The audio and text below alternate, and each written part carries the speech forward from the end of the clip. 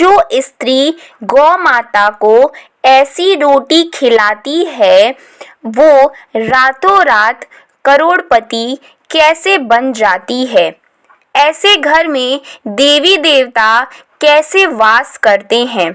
इसी के साथ हम इस वीडियो में जानेंगे उस विशेष वस्तु के बारे में जो अगर आप गौ माता को खिला दें तो माँ लक्ष्मी हो जाती हैं प्रसन्न।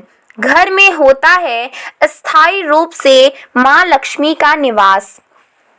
तो दोस्तों, पूरी जानकारी के लिए वीडियो को अंत तक जरूर देखिएगा।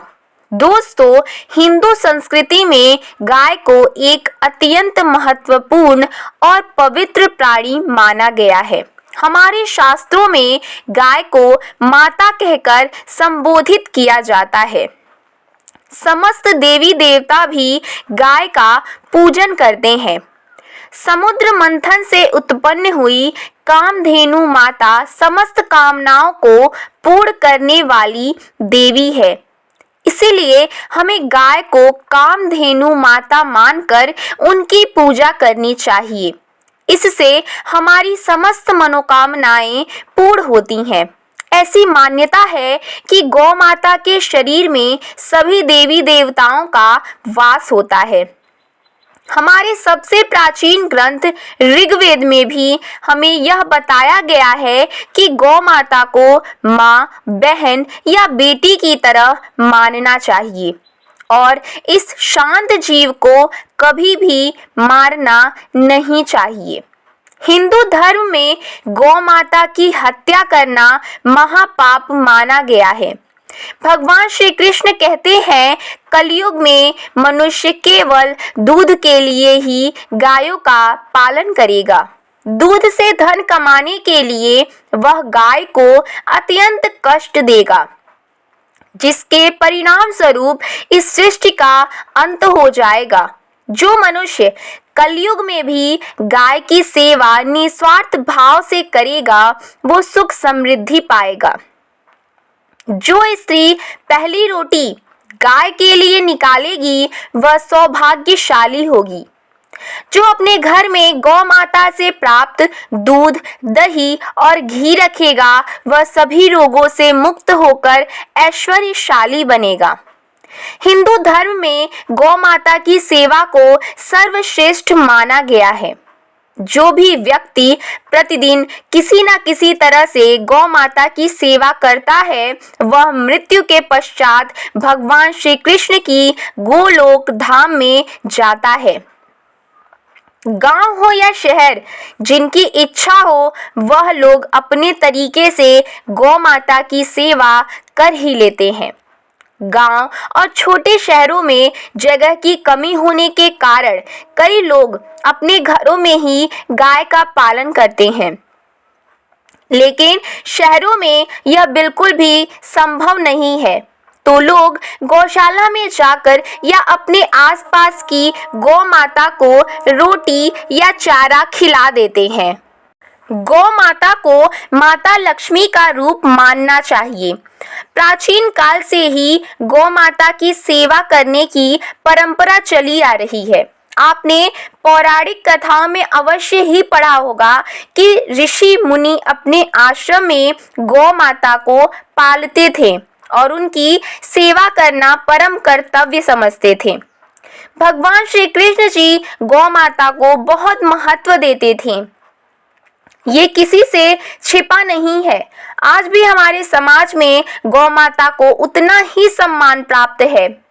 हिंदू घरों में हमेशा ही पहली रोटी गौ माता के लिए बनाई जाती है और गौ माता को प्रेम से खिलाई जाती है।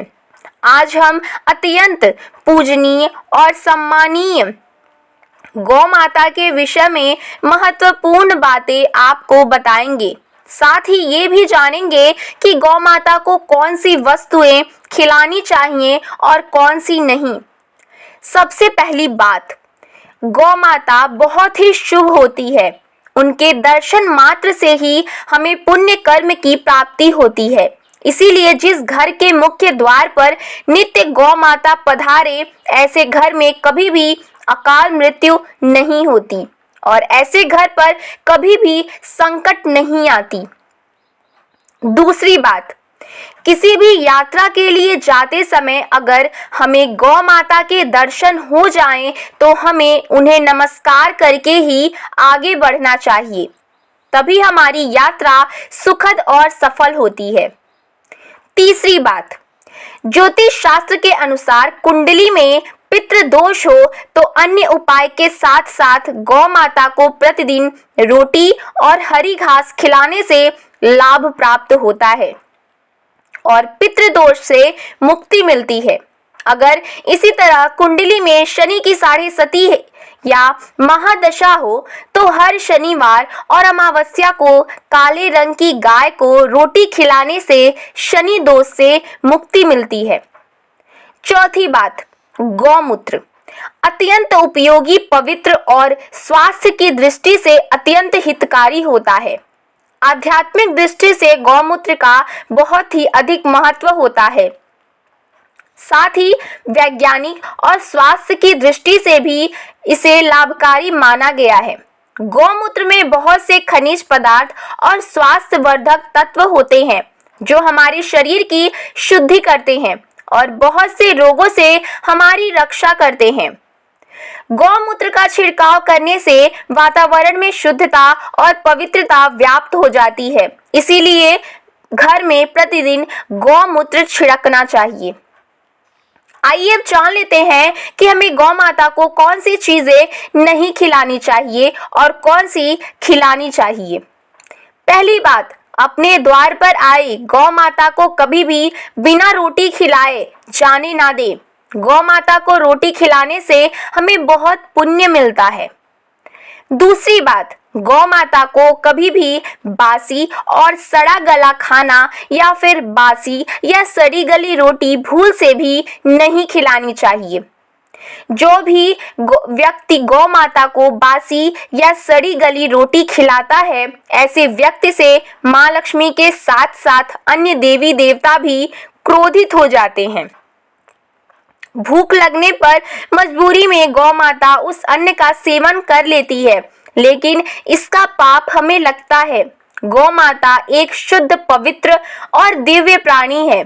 इन्हें कभी भी जूठा, सड़ा गला खाना और बासी चीजें नहीं खिलानी चाहिए। तीसरी बात, गौ माता एक शाकाहारी पशु है।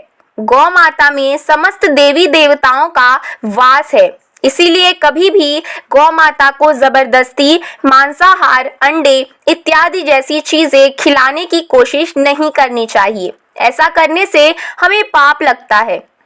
चौथी बात, अगर कुंडली में दोष है जिसके कारण हमें लगातार परेशानियों का सामना करना पड़ रहा है, तो गौ माता को रोटी खिलाते समय और सफेद मक्खन या घी लगाकर गौ माता को खिला दे। तो इस प्रकार हमें गौ माता की सेवा करनी चाहिए। दोस्तों, अगर पितृ दोष दूर करना चाहते हैं तो गौ माता को अमावस्या के दिन रोटी और गुड़ और चावल अवश्य खिलाएं। फायदेमंद रहता है, इससे सभी पितृ दोष समाप्त हो जाते हैं। साथ ही गौ माता की पूजा से नवग्रहों की शांति हो जाती है। अगर बच्चे कहना नहीं मानते, उनका स्वभाव क्रोधी है और बात बात पर गुस्सा हो जाते हैं, तो किसी भी दिन द्वार पर आई गौ माता को उनके हाथ से लगा हुआ भोजन अवश्य खिलाएं। गौ माता की पीठ पर एक उभरा हुआ कुबड़ होता है। उस कुबड़ में सूर्य केतु नाड़ी होती है। रोजाना सुबह गौ माता की इस कुबड़ पर हाथ फेरने से सभी मनोकामनाएं पूर्ण होती हैं। तो दोस्तों, आपको हमारा ये वीडियो कैसा लगा? आपको हमारी ये जानकारी कैसी लगी? हमें कमेंट बॉक्स में ज़रूर बताएं और वीडियो पसंद आए तो लाइक करें, अपने दोस्तों के साथ शेयर करें और चैनल को सब्सक्राइब करना बिल्कुल ना भूलें।